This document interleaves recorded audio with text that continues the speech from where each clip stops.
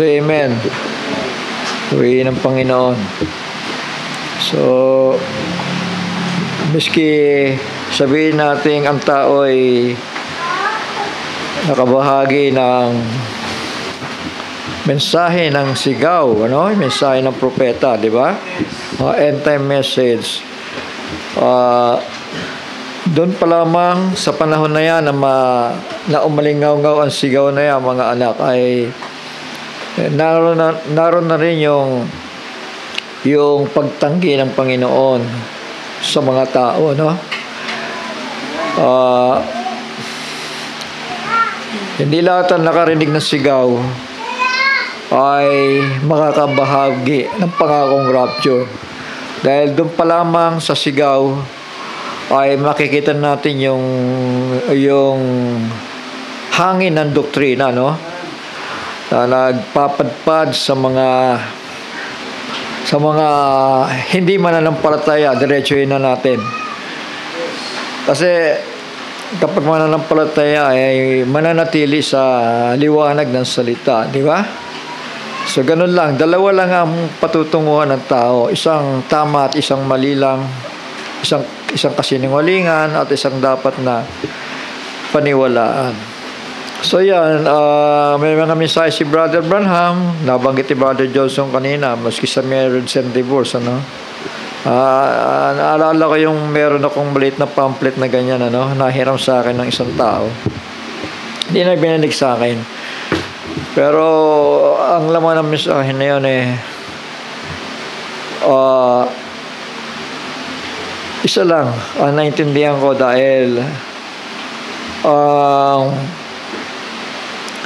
turo ng propeta ay maliwanag base sa banal na aklat. Yung lang misinterpretation ng tao dahil sa pick up din yung libro na yon at pagkakaunawa nila ngayon doon sa mga na pick up nila sa preaching ni Brother Branham ay ubra na. Once na ikaw ay elected sa fivefold ministry, pwede ka na mag-asawa ng kahit ilan mo gusto, ano? Kaya marami nangyari yan, ha? Ito, based on my experience talaga. May mga kakalala akong naligaw sa bagay na yan. Minsan nga nakakatabi ko sa bus, matagal na kaming hindi nagkikita. At sa takot ma-question ng tao dahil sa kasong ginawa niya, isipin mo, evangelist o pastor o teacher siya, pupunta sa ibang lugar, sa Bisaya, pipick up ng babae doon, ano? At gagawin pangalawa. So, ganoon ang nangyayari. Dahil nga doon sa pagkakaunawa na pwede mo nang tularan si David, pwede mo nang tularan si Moises, may ilan na asawa, si Abraham. So, ganoon, ano? So, pero ano ba sabi ng Panginoon? Kasi binabalik tayo ng Panginoon sa in the beginning. Alam niyo ba yan? Alam niyo ba yan? Binabalik tayo ng Panginoon sa in the beginning, sa pasimula, sa buong katotohanan, kung ano ba ang plano. Kasi diyan nga nahulog ang tao, di ba? Adultery. Alam niyo ba yan? Diyan nga nahulog ang tao Ayaw ng Panginoon na yung mga bagay na yan, pinahintulot lang yan sa lumang tipan sa mga rason.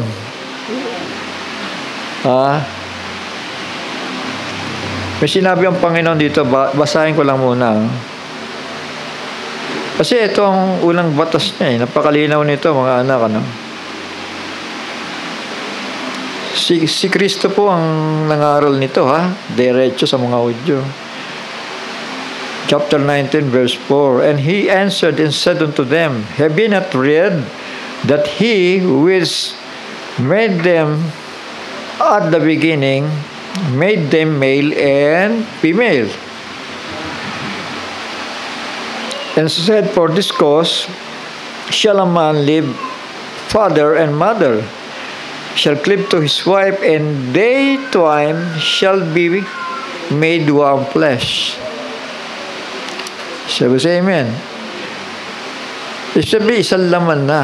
Hindi na pa pwedeng hugutin pa yung isa doon. Tama? At mag-aasawa pa ng iba uli para base sa kagustuhan niya. Wherefore, they are no more twine, but one flesh. What therefore God hath joined together, let not man put asunder. Huwag daw paghihiwalayin yung pinag-isa. Di ba? Kasi pag meron pang, ang tawag dito, third party, o pang-apat pa, di na ano yan hindi na yung kalooban ng Panginoon yan, di ba? Sabi nga ng Panginoon dito, ang dalawa ay gagawing isang laman. Hindi sinabing yung apat o tatlo, o yung kung ilan sila, gagawing isang laman. The two shall be made one flesh, di ba? Ang dalawa ay magiging isang laman. Wherefore, they are no more twine, but one flesh. But therefore, God hath joined together, let not man put asunder. They say unto him, why did Moses, ayun ang tanong, then command to give a writing of divorcement and to put her away. Tandaan nyo, galing sila sa Ehipto Walang batas sa Ehipto, di ba? Kaya batas ang unang binigay ng Panginoon. So nagpahintulot yung Panginoon ng kautusan muna para malaman nila kung anong masama at ang mabuti. So pinahintulot pa rin doon ng Panginoon yung divorcement, di ba? Ito ang dahilan kasi ng divorce Sabi sa verse 8 sabi dito sa verse 7 muna, why did Moses then command to give writing of divorcement and to put her away? Ibig sabihin, pwede mo nang hiwalayan, sabing ganon. And he said unto them, si Jesus nagsalita, Moses, because of the hardness of your heart. And titigas pala ng ulo nila. Diba? Nakakamatay yan yung tigas ng ulo Shall we say amen? Lalo na partner mo. Moses, because of the hardness of their hearts, suffered you to put away your wives. Pinahintulot pala doon. O sige, maghiwalay na kayo. Hindi naman kayo magkasundo Huwag na lang kayo magsama. Kaysa nasa kwarto kayo, magpatayan pa kayo dyan Hindi lalo sumama, di ba? Pinahintulot sa kautusan niya ni Moses. But, ito na yung but, from the beginning, it was not so. So, say amen. Intindihin natin. Saan tayo pupunta? Sa law of Moses o sa in the beginning? Doon tayo binabalik ng Panginoon sa in the beginning, di ba? Kaya nga, kasi yung batas ng tao, ang lalaki, hindi nakakasuhan ng adultery kahit kumuha pa siya ng as long na niya, virgin, yung kukunin niya. Sa batas ng tao dito yon sa atin. Kasi, yung kaisipan na yun eto and I say unto you, whosoever shall put away his wife. Kasi parang yung mensahe para sa papabor sa lalaki. Except it be for fornication and shall marry another, committed adultery.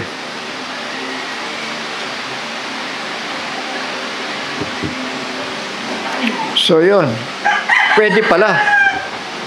Shall we say amen? Kasuhan siya ng adultery, yung lalaki, di ba? Except it be for fornication. May exemption, pagka yung babae nagtaksil, pwede. Except it be for fornication and shall marry another,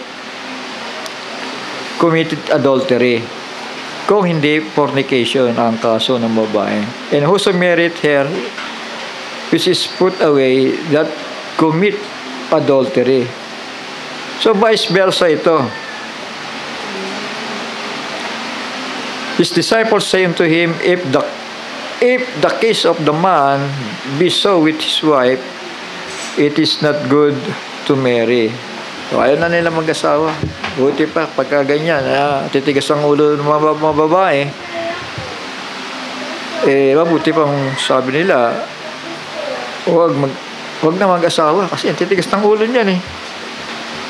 Kasi ang purpose ng divorcement sa kanila, kapag ka matigas ang ulo, pwede nila sipain at hiwalayan eh. Pero ang sabi ng Panginoon, but from the beginning, it was not, ha? Baka mawala yung not, ano? It was not so. Sa Tagalog, dapat buhat sa pasimula ay hindi gayon. Naiintindihan natin? Magkakasala ang tao. Kasi karanasan ko to. Minsan sabi ko na, pinahintulot ng Panginoon niya para matuto tayo sa experience, di ba? Meron dyan, kapitbahay nga end time pastor nakakasuhan nga Kaya ang ginawa niya, dahil wala namang ebidensya, nag-akus sa kanya, dinimanda pa Kaya mahirap din yung wala kang ebidensya di ba? Ngayon, marami na tayong camera, sundan mo na lang kung saan pupunta. Tapos, amen.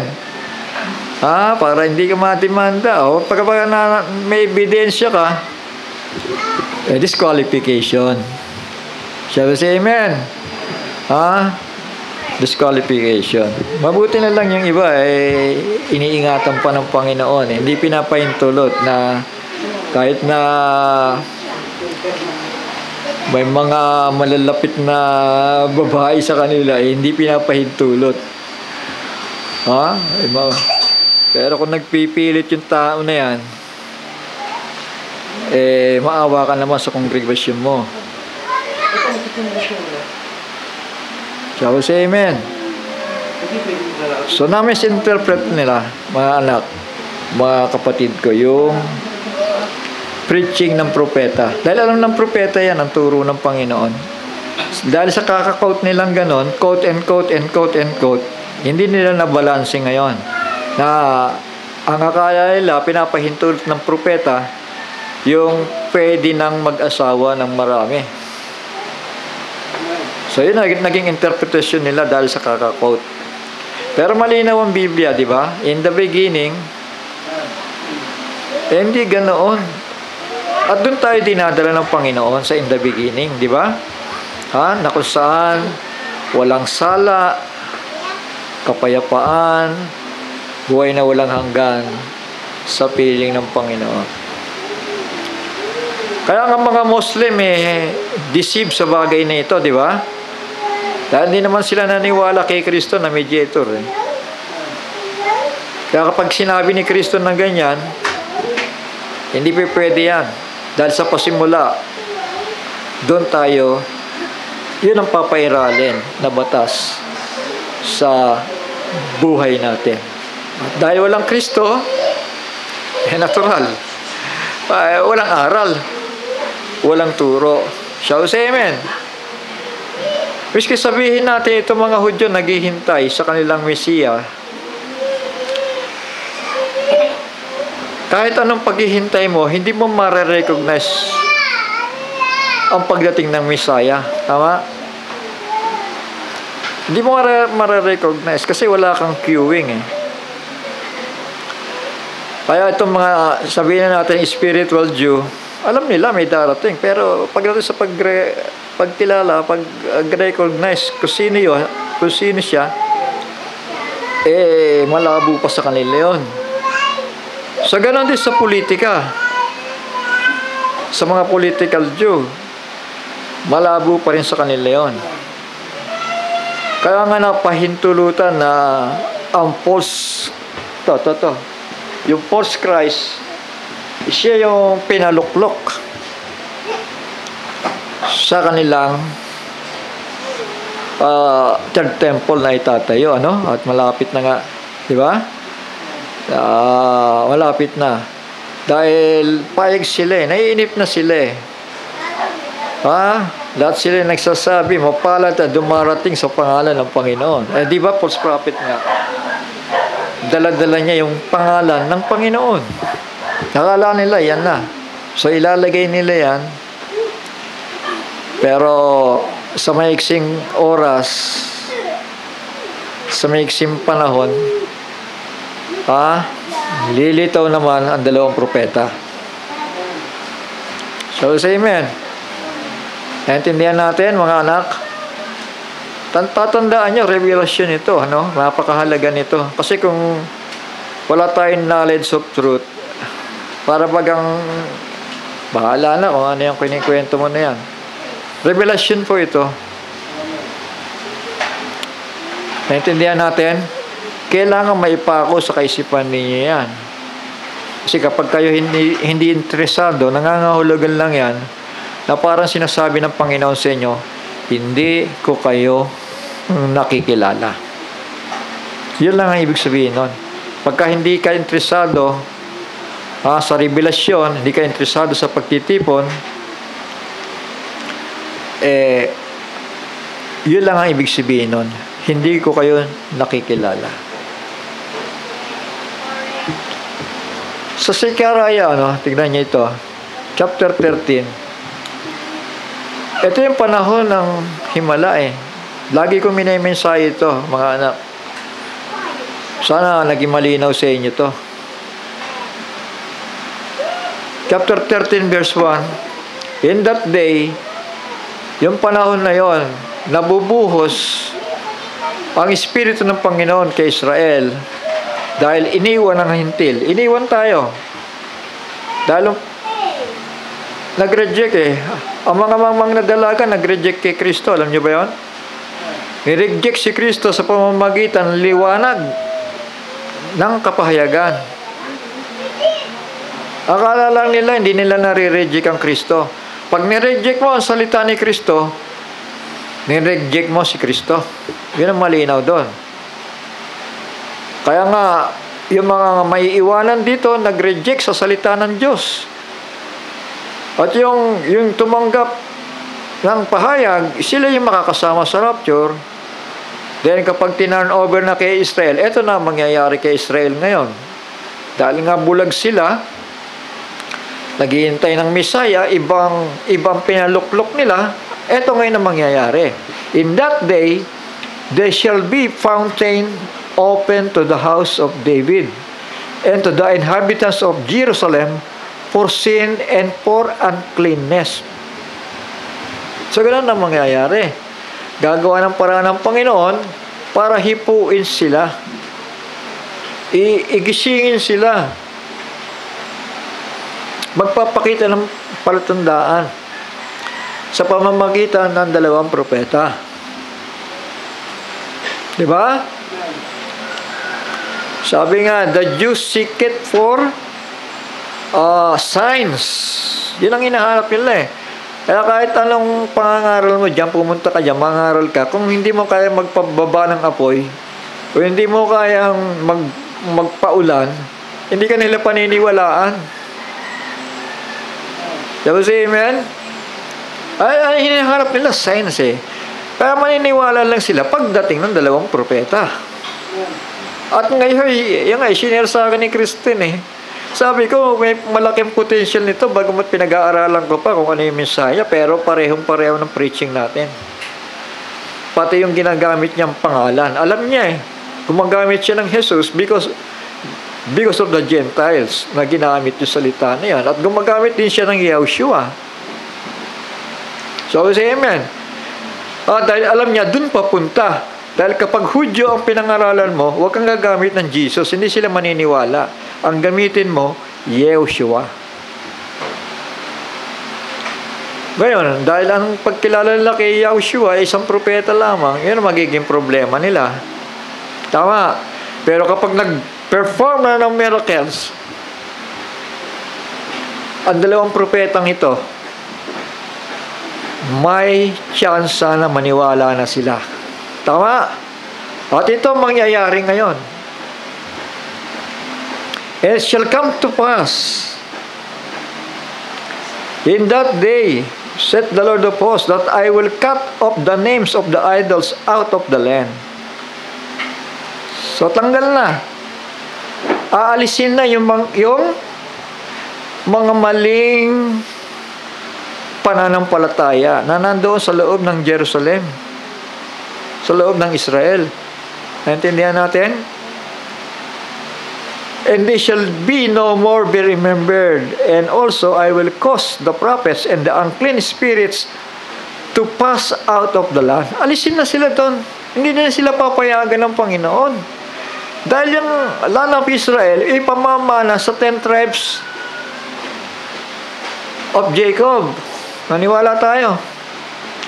Paano may papamana kay Jacob ang lupain? Kung nandun pa rin yung mga pagsamba sa mga Diyos-Diyosan. Tama.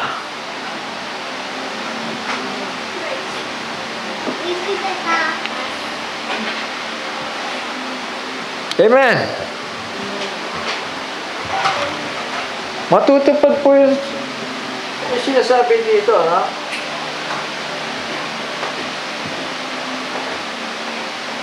Ayan. To bring in everlasting righteousness. To make an end of sins. Ayan, no? 70 years are determined upon thy people and upon thy holy city to finish transgression. Wawakasan na ang paglapastangan ng Panginoon. Ng paglapastangan ng mga Israelita sa Panginoon. Wawakasan na yon. At mangyayari yan sa 2 prophets ministry. At nandyan na yung dalawa. Yung isa pa lang ang nakikita ko, ano? Pero yung nagpe-perform ng water to blood, sa tingin ko, hindi lang nagpapakita pa yung tao. Pero nandyan na siya. Sinasanay na yung gift na nasa kanya. Kasi mag-a-utter sila ng sumpa sa buong mundo eh. Kaya pagdating sa first half of the week, marami nang galit sa kanila eh. Pero for 3.5 years yun, mangangaral pa sila. Lalong dadami ang galit sa kanila. Lord say amen. It shall come to pass that when any... Asan ako? So dito, nasa 2, verse 2. And it shall come to pass that in that day said the Lord of hosts, that I will cut off the names of the idols out of the land, and they shall be no more be remembered. Yung lahat ng mga simbahan doon na hindi makatotohanan, alisin na doon ng Panginoon yun. Dito.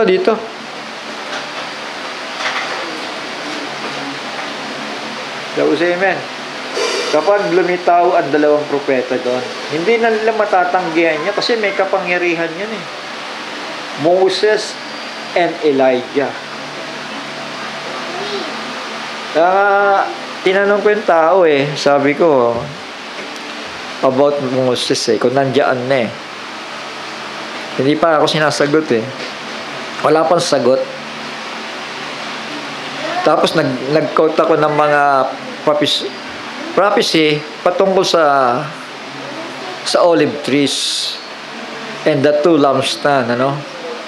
Kasi kung siya talaga yung Elijah, sasagutin niya yun ng positibo. Shall we say amen? Kasi dapat alam niya yung ministry niya. Tama? Naintindihan natin? Shall we say amen? Amen. Kagaya ni Elijah, sino ka baga? Ang sagot niya, ako yung sumisigaw sa ilang. Tama, pantayin ninyo ang daan ng Panginoon. Shall we say amen? Ganun lang kasimple yun. Kaya lang magbigay siya ng sagot. Di ba? Si Elijah nga nagtatanong katungkol kay Jesus eh. Maghahanap pa ba kami ng iba? O ikaw na yung iniintay namin? Sumagot naman si Jesus. Nagpadala ng mensahe kay Juan. Di ba? So, kailangan may transparent tayo. Para matutuhanan natin na ito na nga ang isa sa 2 propeta. Ano? Yung post niya kahapon, ang title, A Voice Crying in the Wilderness, Prepare the Way of the Lord. Siya yun. Elijah pa rin yun. So, ang hinihintay ko sagutin niya kung nandiyan na rin ba si Moses. Kasi, nangyayari na rin yung yung water to blood, di ba? Amen? Amen. At hindi na tayo magdududa about the end time dyan. Hindi na tayo magdududa doon. Dahil sa mensahe, hindi tayo hindi dahil sa kung anong bagay, no? Kundi dahil sa mensahe na pinagpapatuloy ng taong ito hanggang sa dumating ang 7 thunders. Hanggang sa dumating yung mensahe ng 7 thunders. Ang totoo nga niyan, ako naniniwala ang 7 thunders, mga buhay na yan ngayon eh. Dahil wala namang batang gagamitin sa panahon na yan eh. Puro mga may edad na yan, mga tumanda na nasanay na sa mensahe ng propeta, William Marion Branham. At nasanay na rin sa mensahe ni Brother Jackson. Wala pong batang biglang susulpot eh, pagkatapos sasabihin niya siya yung isa sa kulog. Walang ganon. Buhay na po yan. I believe, pagkamatay ni Brother Jackson, buhay na yan. Pinakilala na nga niya yung first bang of thunder. Eh. Pero wala pang thundering message. Yan ang dapat maunawaan ng tao. Dahil ang thundering message, so the same din dito sa Two Prophets Ministry. Bagamat nangangaral pa lang sila ng repentance, para nagpe-prepara pa lang sila. Pero hindi pa ibig sabihin na sinasabi natin na lumitaw na yung isa na makukonsume na niya yung 3.5 week. Hindi pa. Sabi sa amen? Makukonsume lang yan kapag dumating na sa proper time. Sabi sa amen? At kailangan nakatayo ang templo at sinisimulan na nila yung pag-aaral habang ito'y meron ng peace covenant. Ito mismo. Hindi si Trump Sabi sa amen. Kasi ang nagkikipag-peace covenant ngayon si Trump eh. Pero kapag ito na ang umaksyon, bibilang na yan dito. Habang niluluklukan niya ang katatayo lamang na templo. Maliwanag po yun. Para hindi kayo madaya. Kasi sabi nga ng Bible, for there shall rise false Christ and false prophets and shall deceive many. Nakakapandaya.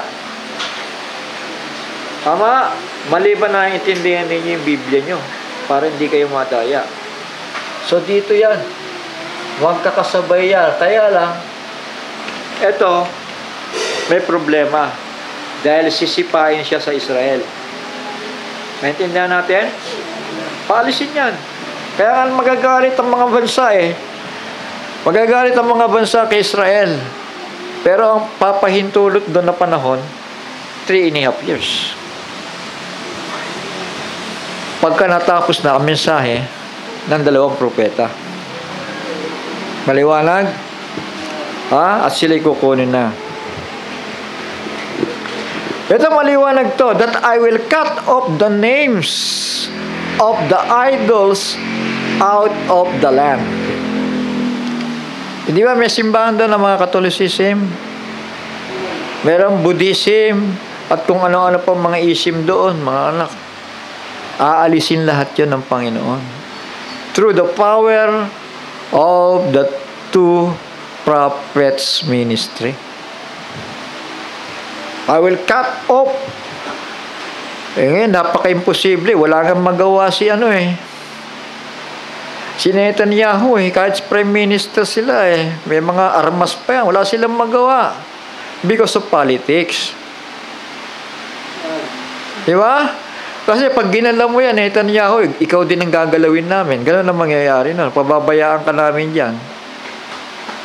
Pero hindi pa panahon para iwanan siya ng Amerika at ng ibang kaalyado. Hindi pa panahon yan.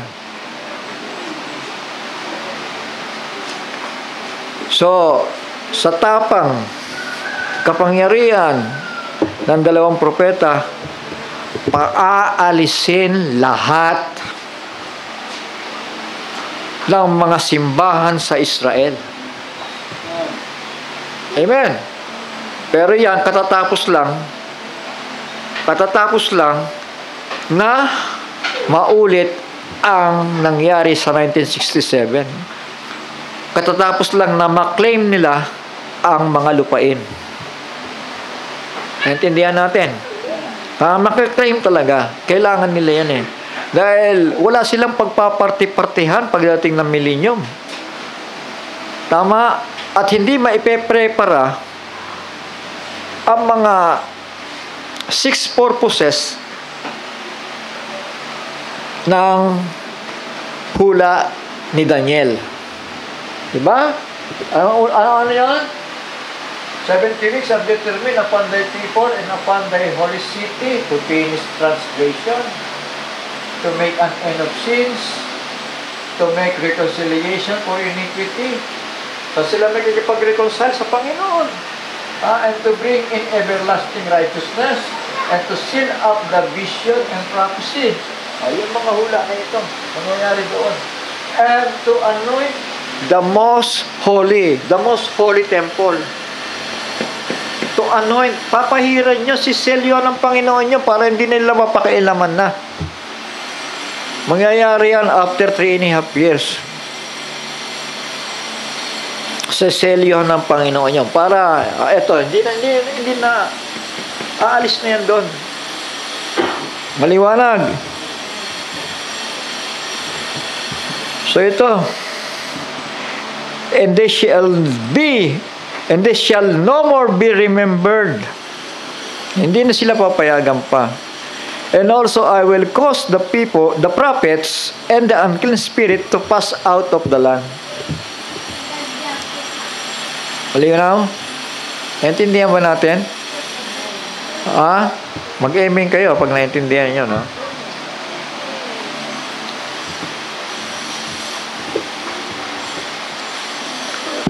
Pass out, ibig sabihin nun, aalisin o palalayasin naman ang mga propeta at ang karumaldumal na espiritu sa lupain. Lupain nino? Lupain ni Israel. Maliwanag ba sa atin? It shall come to pass that when anyone shall yet prophesy, then his father and his mother that begat him shall say unto him, Thou shalt not live, for thou speakest lie in the name of the Lord. Nagsisinungaling ka. Isipin mo yung kamag-anak niya mismo, itataboy siya, susugatan siya dahil sa maling panghuhula. And his father and his mother that begat him shall trust him true when he prophesied. Malinaw ba sa inyo? Buhay yung binabasa nyo, mga anak. Biblia po yan. Lahat ng babasahin natin dyan, wala kang option dyan eh. Kundi intindihin lang yan eh. So verse 4, And it shall come to pass in that day that the prophets shall be ashamed, every one of his vision, when he had prophesied. Neither shall they wear a rough garment to deceive. So yun. Diba? Amen? Kasi wala nang power eh. Pero pag dumating yung dalawa, kitang-kita yung kapangyarihan ng Diyos sa kanila. Diba? But he shall say, I am no prophet. I am an husbandman. For man taught me to keep cattle from my youth. So, ganun ang reaksyon ng mga bulaan eh. Naintindihan natin? Hindi ako propeta. Tinuruan ako ng tatay ko mag-alaga ng hayop eh. Mahihiya na silang manghula. Tama? Kasi ito pa yung nilalagay nga nila sa templo. Kaya nga naka-step forward to sa sa luklukan niya. Di ba? Pinayagan to eh. Sa inip ni Israel, paghihintay sa Messiah, ito na, pinayagan na nila ito. Total, may Abrahamic Accord naman. Paluklukin mo na yan. Miyembro yan eh. Naintindihan natin? Yung mangyayari sa harapan. Alam niyo, kaya pinapakita sa atin ito ng Panginoon. Kasi hindi na natin naabutan yan. Dito pa lang kukunin na tayo eh. Masisilip lang natin yan. Bilang patotoo, sa half-hour silence, na may lilitaw na 2 propeta na magtataboy dito habang nakaluklok sa luklukan sa Jerusalem. Diba? Yan ang binigay na sign ni Pablo, diba? Sabi nga, the day of the Lord, alam ninyo perfectly. Hindi sinabi ng Panginoon na hindi sinabi ni Pablo na baka sakali. Sabi nga perfectly nga malalaman ninyo pagparito ng Panginoon Hindi ko na kailangan ikwento po sa inyo. Nalalaman, may revelasyon kayo. Tama ba? May naintindihan kayo. At dahil pinahalagahan ninyo yung revelasyon na yan, ang Panginoon ay magbibigay ng biyaya sa mga naniniwala sa Kanya. Pero kung baliwala siya sa'yo, tandaan natin, bawat inihasik ng tao, maliit na bagay, malaking bagay, may resulta. Naintindihan natin? Paano pa nga may magkakaroon pa ng mga iba-ibang pananampalataya sa Israel kung lilitaw ang 2 na yan na makapangyarihan? Matatakot na talaga. Kasi papatayin sila mismo ng kapwa nila Israelita dahil yan ang base sa kautusan. Hindi ba sa panahon ni Elijah na nagsasamba sila kay Baal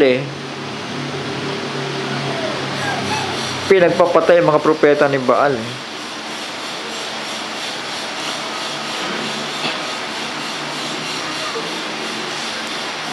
Ngayon, dahil hati pa ang mga tribo ni Israel, yung woman na may pananampalataya kay Kristo, hihiwalay yan sa kanilang mga kapatid. Alam niyo ibig ko sabihin? Hihiwalay sila. Dahil may inihahanda ang Panginoon doon sa woman. At tinutukoy ko, yung woman, yung Israel, hindi sa side ng mga political o side ng mga hindi nakaunawa kay Kristo na siyang kanilang tagapagligtas.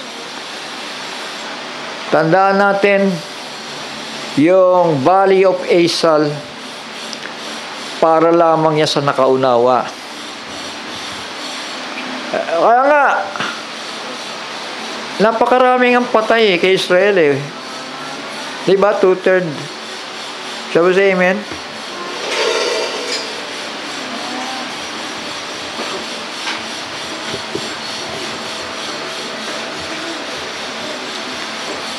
And it shall come to pass, verse 8, that in the land, saith the Lord, 2 parts therein shall be cut off and die.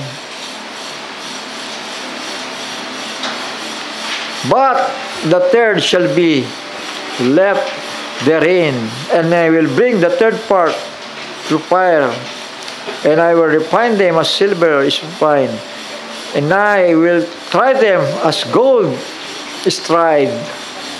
They shall call on my name. Buhay ito. Hindi sila patay, di ba? Tatawag nga sa pangalan niya. They shall call on my name, and I will hear them. And I will say, it is my people, and they shall say, the Lord is my Elohim. So yan si Israel. Yung woman na nakinig sa payo, magtakbo kayo sa mga bundok.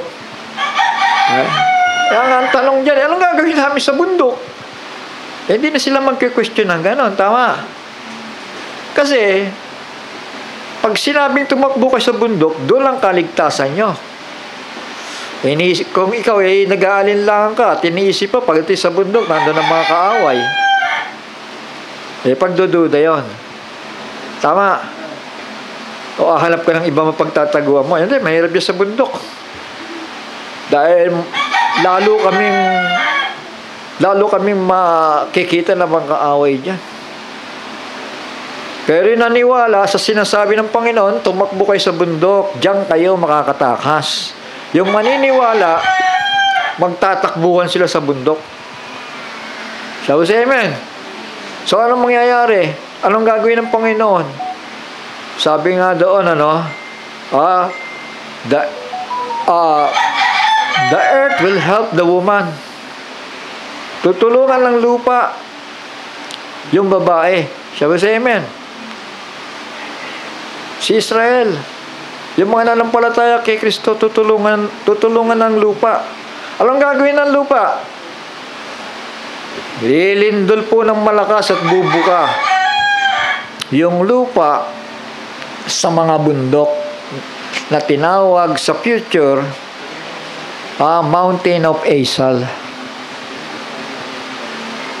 Sabi sa amen. The earth helped the woman. Sa Book of Revelation yan, lagi natin pinag-aaralan yan, So, kailangan ko siguro magpaulit-ulit. Naintindihan natin. So, itong pagmumuldi ng Panginoon sa mga remnant ng woman. And I will bring the third part through fire, and I will refine them as silver is refined. And I will try them as gold is tried. They shall call on my name, and I will hear them, and I will say, it is my people, and they shall say, the Lord is my Elohim. Tandaan niyo itong binabasa natin Biblia, hindi ito, chronological order ito. Naintindihan ba natin? Lalo na ang Book of Revelation. Hindi po yan magkakasunod. Hiwa-hiwalay po yan. Paano mo mapagkakasunod yan? Pagka binigyan ka ng revelasyon ng Panginoon, para yung kwento ay mapagdugtong-dugtong mo. Yun ang revelasyon, tama? Parang nakasaksi ka ng isang bagay sa natural. May nasaksihan ka na tagpas-tagpas yung pagkakasulat, pagkakakwento, pero may kakayahan kang pagdugtong-dugtongin yan dahil nakita mo. Naging saksi ka. Tama. Ibig sabihin, may revelasyon ka na ito yung chronological order niyan. Ito yung nauna. Ito yung sumunod. Ito yung susunod pa lamang. Naintindihan natin? Naintindihan nyo? Yan ang Book of Revelation. Kasi pag inisip mo na yan ang Book of Revelation na yan, pag binasa mo sa umpisa at dire-diretso na ganyan, gano'n ang pagkakasunod-sunod, mami-mislead ka. Ang pagduduktong yan, base sa mga salaysay. Yun ang pagdudugtongin mo, yung mga salaysay. Hindi yung numero. Naintindihan ba natin? Hindi magkakasunod yan. Yung Book of Revelation. Meron lang mga bahagya. Pero hindi yan magkakasunod. I will gather all nations.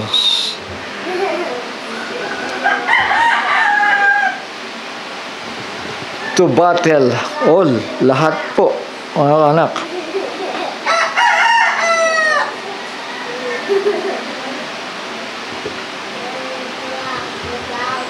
Dahil hanggang sa middle of the week, kinigera pa sila, di ba? Pansamantalan dito, nakabawi sila dito sa miraculous war. So, say amen. Pero dahil maling Misaya ang kanilang pinaluklok, papahintulot pa rin ng Panginoon ng pagliliglig sa kanila. So, say amen. Ngayon, ang magiging kaaway niya, yung dati niyang kakampi. Dito. Intindihan natin? Ha? Ang makakaaway niya dito, the first beast and the second beast. Dito. Isipin niyo yan. Kaya 1/3, 2/3 ang patay. Yan ang Great Tribulation.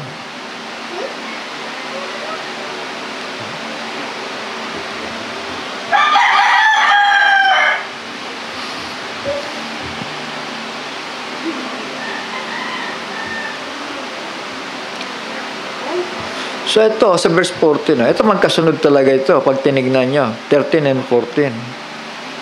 Behold, the day of the Lord cometh, and thy spoil shall be divided in the midst of thee. Ayan na, yung mga pinagtagumpayan nyo dito, hahati-hatiin dyan.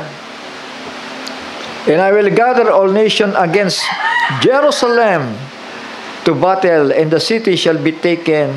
Ayan na. The houses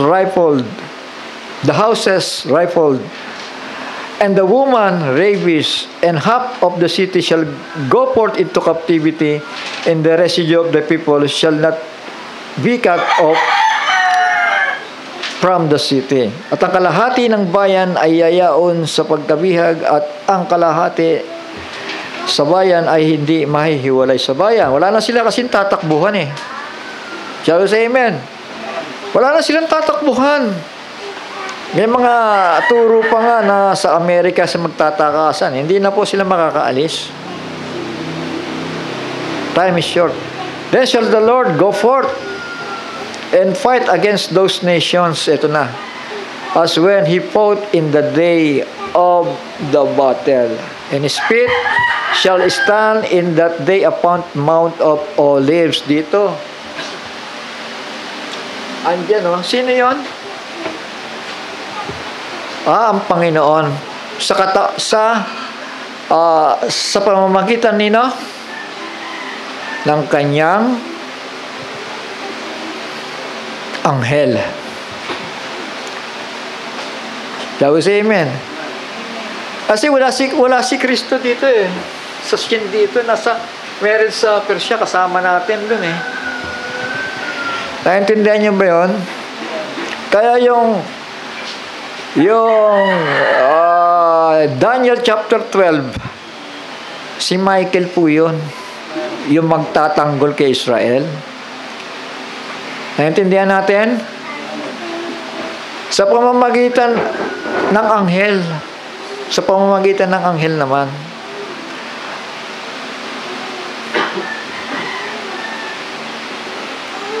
Revelation chapter 14. Di ba? The Lamb will stand in the Mount of Olives. So, iisa yun. Yung Daniel chapter 12, tsaka yung Revelation chapter 14. Revelation chapter 10.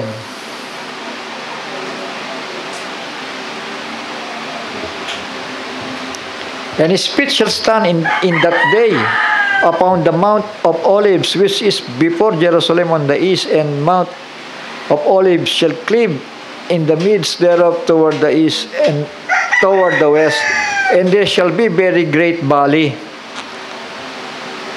Mahahati, ano? Sabi dito, no? At ang bundok ng Olibo ay mahahati sa gitna niya, sa dakong silangan at sa dakong kalunuran, at magiging totoong malaking liwis, at ang kalahati ng bundok ay malilipat sa dakong hilagaan, at ang kalahati ay sa dakong timugan. Dito yun. Dito yun, sa middle of the week yun. Diba? Anong purpose niya? Bakit lumindol at nahati ang mga bundok? Yan ang pagtataguan ng babae. Yung Israel. Yung remnant of Israel na naniniwala kay Kristo, ha? Kasi pag tinago na sila doon sa Asal, yung lahat ng mga Hudyo doon na mga lumalaban sa gera, patay lahat yun. Walang matitira sa kanila kasi ang ititira ng buhay talaga doon, yung remnant eh. Ang purpose doon para sila yung mag-reproduce sa millennial reign of Christ. So, say amen. Tingnan nyo ito verse 5. And ye shall flee. Sino yung ye? Israel. Diba? Ye shall flee to the valley of the mountains, for the valley of the mountains shall reach unto Asal. Magkakaroon ng valley, no? Yeah, ye shall flee, like as ye fled from before the earthquake in the day of Uzziah, king of Judah, and the Lord my God shall come, and all the saints with thee. Ayan. Saklolo ang Panginoon. Baba lang ako sa verse 4. There shall be a great valley, and half of the mountain shall remove toward the north, and half of it toward the south. Magtitwist yung bundok. Yung bundok na yung magiging valley. Ibig sabihin, napakalalim nun. Doon sila tutulay. Doon sila magtatago sa ilaliman ng lupa. Tatago. Hindi na sila matuntun doon. Kasi alam nyo kung gaano katagal sila itinago doon ng Panginoon, 3.5 years silang tinago eh. Kasi kung nandun lang sila sa surface, maabutan sila doon ng Antichrist. Di ba? Tinago sila sa kalaliman talaga at hindi na sila nasundan doon. For 3.5 years silang inaruga ng Panginoon sa kamay ng serpente. Naintindihan po natin? So ito yun. Ito, iulit lang ito eh. Kasi parang kailangan kasi maitanim sa isipan nito yung bagay nito. Bilang papayagan sa inyo, revelation sa inyo para hindi kayo magdududa sa mga nangyayari ngayon. Parang nakakalito eh. Sino ba talaga naghihintay sa Panginoon? Bakit lahat ng mga Hudyo na akala ko sila yung naghihintay? Sila ngayon naghihintay, kaya lang nadaya pa rin eh. Sabi sa amen. Kaya maliban na may 2 propeta eh. Naintindihan ba natin? Miski ang Gentile world, kung walang Elijah dumating, lahat tayo nasa ilalim pa rin ng Catholicism. Kaya nga yung sinasabi dyan na pangako ng Panginoon, Elijah will come and He will restore all things. Ang Gentile, i-restore. Ang Israel, i-restore. Kaya may Elijah. Kaya yan, pinakita sa akin ni Kristo, sabi ko may potential, kaya lang iniintay ko si Moises para maaprubahan natin na yan na nga yan. Kasi dalawa nga sila, di ba? The two lampstand and the 2 candlesticks nalilitaw sa bayang Israel. Intindihan natin.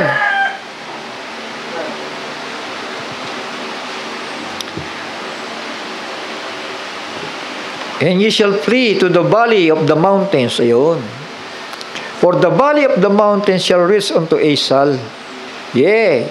Yung Asal na yan, wala pa yan. Wala pang record niyan. Kahit sinong commentaries, wala pa yan. Kasi mga mangyayari pa nga lang dito eh. Diba? Sa Biblia, nandun na, nakalista na. Tinawag ng Panginoon, Asal. Yeah. Ye shall flee like as ye fled from before the earthquake in the days of Uzziah. Tulad din doon. King of Judah, and the Lord my God shall come. Ayun na. And all the saints with thee. Ayun, dito. Kaya, bababa siya dito. Habang nakatago sila doon for 3.5 years. Diba? Naintindihan natin? Habang nakatago sila doon, nag-gera dito. Great Tribulation period. Dito naman, bababa ng Panginoon. Sasalubungin. Yung woman, dito sila tatayo sa harap ng Panginoon. Dito, ayan, nakikita niyo yan, si Kristo. Ayan. mayroon judgment dyan. Ha? May matitira kasi buhay pa na masamang tao. Papipilain sila ng Panginoon dyan. At nandoon din yung mga buhay, yung remnant ni Israel, haharap kay Kristo yun. Sa verse 6, tingnan nyo, no? And it shall come to pass in that day that the light shall not be clear nor dark. Ayun, may reaction, di ba? Mangyayari sa araw na iyon na hindi magkakaroon ng liwanag at ang mga ningning ay uurong. Kasi galing nga dito sa pumumuksa ng Panginoon, siya po pababa di ba? Amen. Yung pababa niya, talagang bakbakan yun. Armageddon yun. Battle of good and evil. Pero hindi gagamit ng armas ng Panginoon. Salita lang yan. At yung mga blocking yellow na pinampisa sa kanila sa Megiddo. Tapos amen. But it shall be one day which shall be known to the Lord. Sa Tagalog, ngunit magiging isang araw na kilala sa Panginoon. Hindi araw, hindi gabi, ngunit mangyayari na sa gabi ay magliliwanag. Sabi sa amen. Isipin mo, gabi nagliwanag. Bakit? Dumarating ang Mesiyas. Tama. So, yun ang sinasabi ko, yung Biblia, mapagduduktong-duktong natin yan through revelation. Hindi yung pagkakasunod ng mga version, ng verse, kundi yung understanding kung paano niya kinikwento yung mga bagay na yan. Hindi naman pwedeng mauna to. Tama. Naintindihan natin, hindi naman pwedeng yung binabanggit yan, nakababasa lang natin, di naman pwedeng ilagay dito yun o kaya dito, di ba? Michael shall stand before the children of Israel. Sino ba yun? Si Michael nga yung tinawag na prince, di ba? Tinawag din siyang lamb. Tinawag din siya ni Brother Branham. Si Michael, tinawag siyang Christ Alam ba natin yun? Tinawag siya ng propeta, Christ. Ibig sabihin, may anointing siya ni Kristo. Revelation chapter 10. Verse 1 up to 7.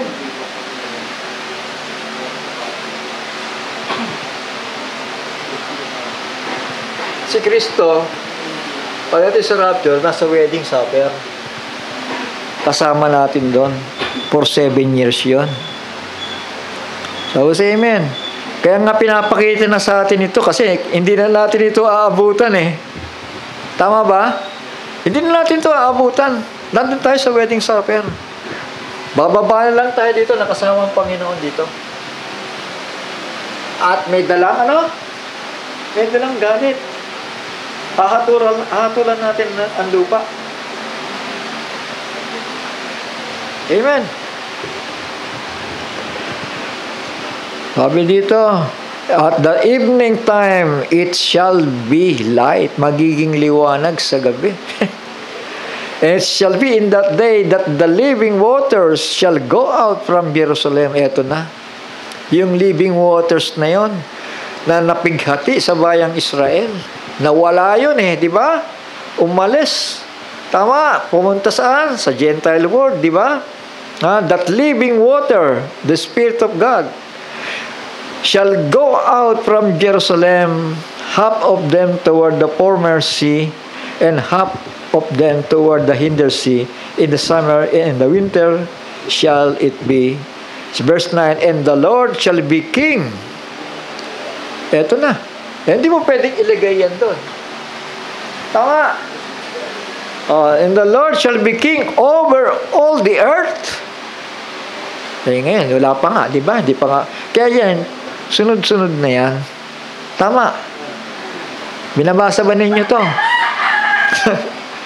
Kasi pag hindi kayo nagbasa dito, hindi maitatanim sa isipan ninyo to. Magiging lagi kayo nakahang dyan. Ang gusto ng Panginoon, meron kayong pagpapahalaga. Kasi pag hindi mahalaga sa inyo yan, may iwan kayo sa rapture. Pakita nyo na bawat salita na namutawi sa bibig ni Kristo ay pinapahalagaan natin. At yan ay para maunawaan natin. Type yan lang 1/3, di ba? Sabi ng Panginoon, naniwala sila kay Kristo Pumunta kayo sa bundok. Di ba? Flee to the mountains. Naniwala sila dun Hindi na sila nag-question, ba't ang gagawin na sa bundok? Abutan kami yun ng kalaban. So, ganun din sa panahon natin ngayon. Pag sinabi ng Panginoon, maganda kayo, magbantay kayo. Pahalagahan ninyo ang salita ko. Tama? Kasi kapag hindi nyo pinahalagahan yan, matutulad kayo doon sa 2/3. Inabutan ng Antikristo. Tama ba? Shall we say amen? Kaya nga po ang rapture, ang tinawag na salita dyan ni Pablo pag-agaw Ibig sabihin, aagawin tayo sa paghahari ng Antikristo. Binabanggit na nga dito yung pangalan ng Antikristo sa Biblia. Alam niyo ba yon? Alin pangalan? At may pangalan siya sa salitang Hebreo na Abaddon. Sa salitang Griego, Apollyon. Kaya pag in-English mo, Napoleon. Sa salitang French, di ba? Malinaw na yun. Kasi, binabanggit na nga yung pangalan Ang mga tao naghahanap pa ng Antikristo kung nasaan lilitaw Tama, hindi naman yan Hindi yan, patay yan. Ano yan Ilalagay yan sa likod. Ang totoong mamamatay doon, ang maninira, walang iba si Abaddon. Nasa presenting panahon, nasa ilalim pa siya ng lupa. Kaya mga simbahan ngayon, nangangapa pa rin dyan. Ewan ko kung bakit. Pero isa lang ang nalalaman ko, buhay ang Panginoon. At mahal tayo ng Panginoon. Para bigyan tayo ng daan na matakasan natin ang dakilang kapighatian. Tandaan natin yung mga birhen na hindi mararapture. Sigurado na. 5 months tormention yan. Nakakatakot yan. 5 months tormention. Kaya, yung mga nakaalam na ng mensaheng ito, hindi na natin sila pananagutan. Kasi, kung paninindigan nila yan, at pahalagahan nila ang salita ng Panginoon, sigurado mapapasama sila. Pero kung parang lumipad lang, pwede pa sila madaya Kasi karamihan ng mga simbahan, akala nila ito ang Antikristo maiiwan di ba? Say amen? Akala nila ito yan hindi nila alam, manghaharap sa kanila si Abaddon di ba? Paano pag humarap si Abaddon? Hindi naman niya yung Antikristo okay lang yan dinadaya ka na. Di ba? Isang kaaway isang kaaway.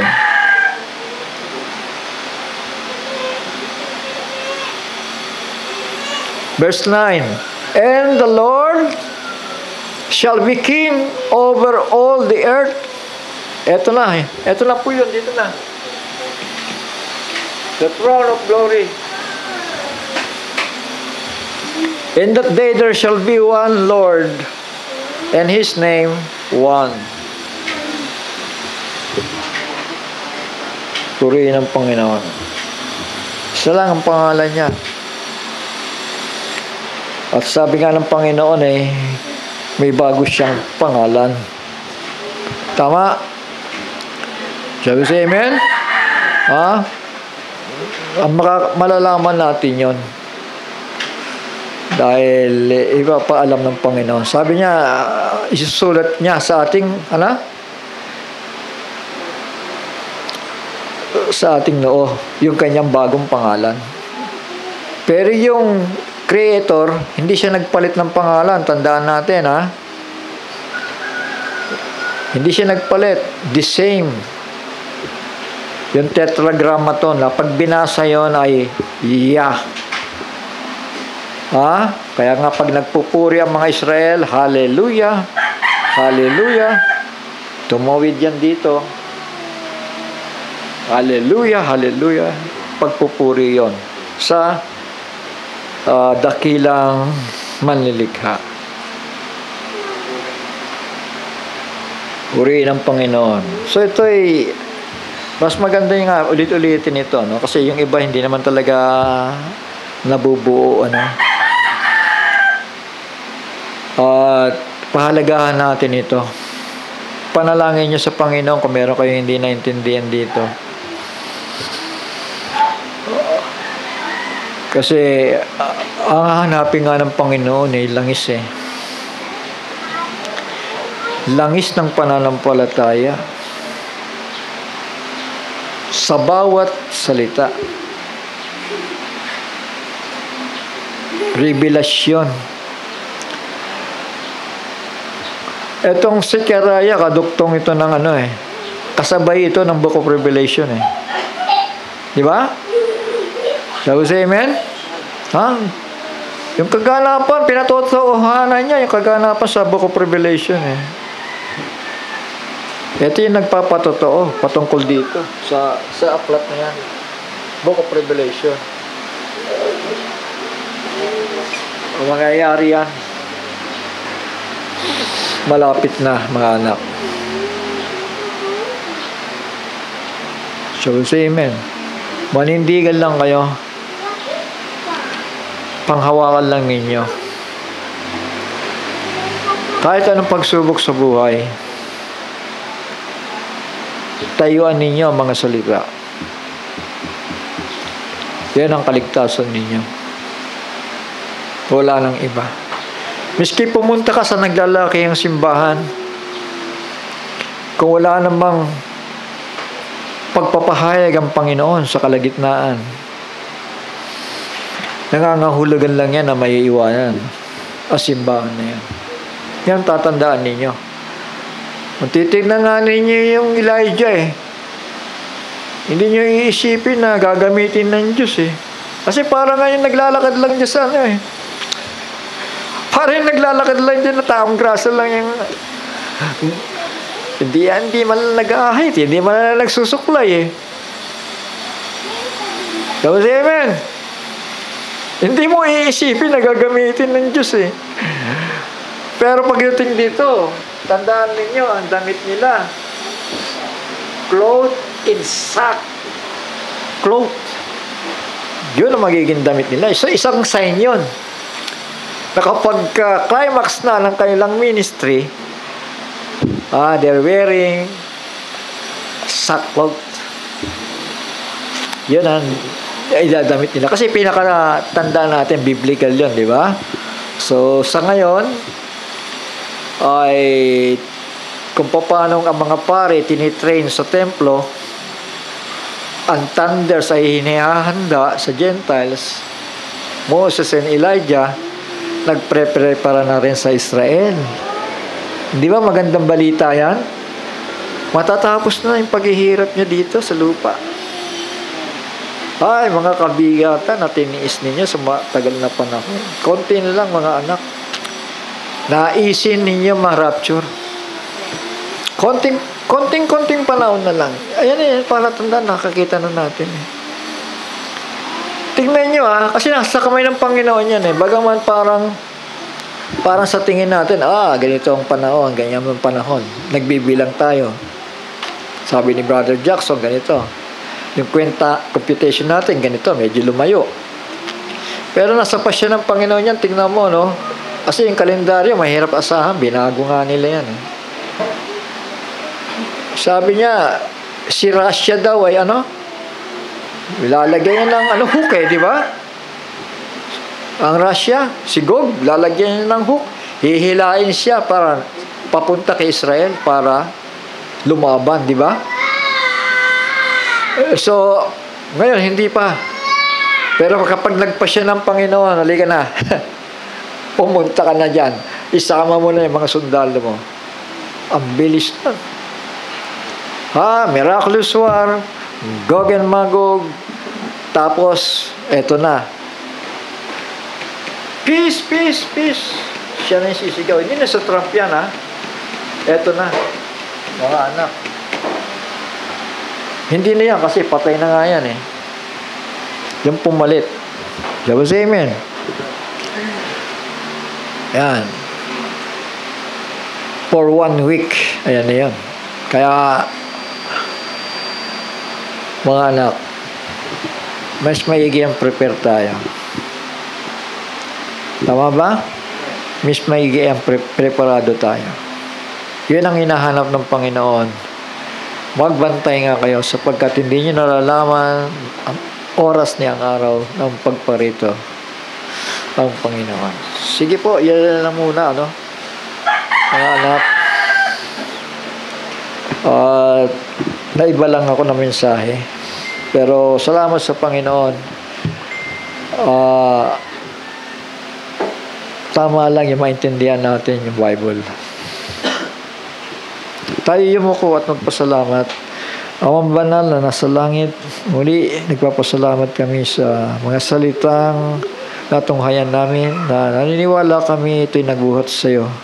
Ito'y pagpapahayag mo, Panginoon, ipakita sa amin ang mga kaganapan sa darating na mga panahon sa aming buhay, Panginoon.